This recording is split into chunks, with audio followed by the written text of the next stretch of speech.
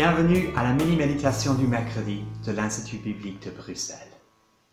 Une nuit, le roi babylonien Nebuchadnezzar a eu un rêve qui l'a beaucoup troublé. Et bien sûr, il voulait connaître la signification de son rêve. Mais pour ne pas être induit en erreur, il a demandé à ses prêtres magiciens de non seulement révéler le sens du rêve, mais le contenu du rêve aussi. Et bien sûr, ils étaient incapables de le faire. Ils ont dit, il n'y a personne qui puisse faire une telle révélation au roi, mis à part les dieux.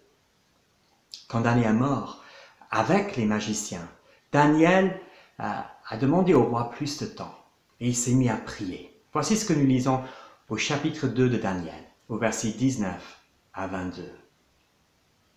C'est alors que le secret fut révélé à Daniel dans une vision pendant la nuit. Il bénit le Dieu du ciel en disant « Que le nom de Dieu soit béni d'éternité en éternité. C'est à lui qu'appartiennent la sagesse et la force.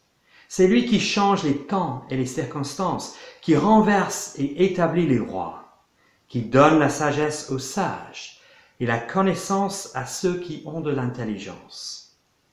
C'est lui qui dévoile ce qui est profondément enfoui et caché, qui connaît ce qui est dans les ténèbres, et la lumière réside auprès de lui. »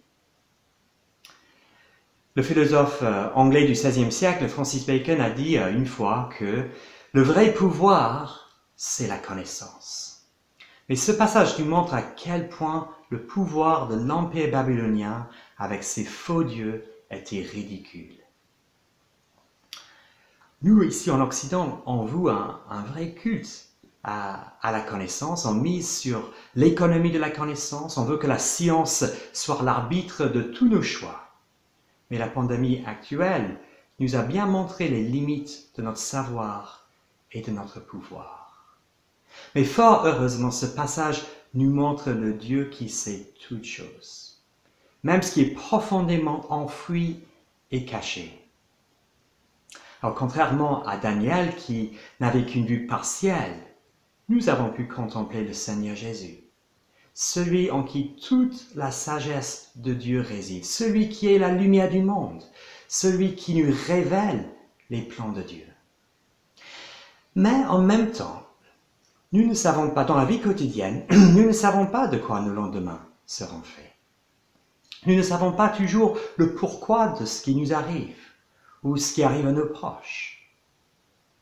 Mais dans tout cela, nous pouvons faire confiance au Seigneur Jésus, qui lui sait ce qui est dans les ténèbres, même nos ténèbres. Nous pouvons lui faire confiance pour ce que nous ne savons pas et ce que nous ne maîtrisons pas.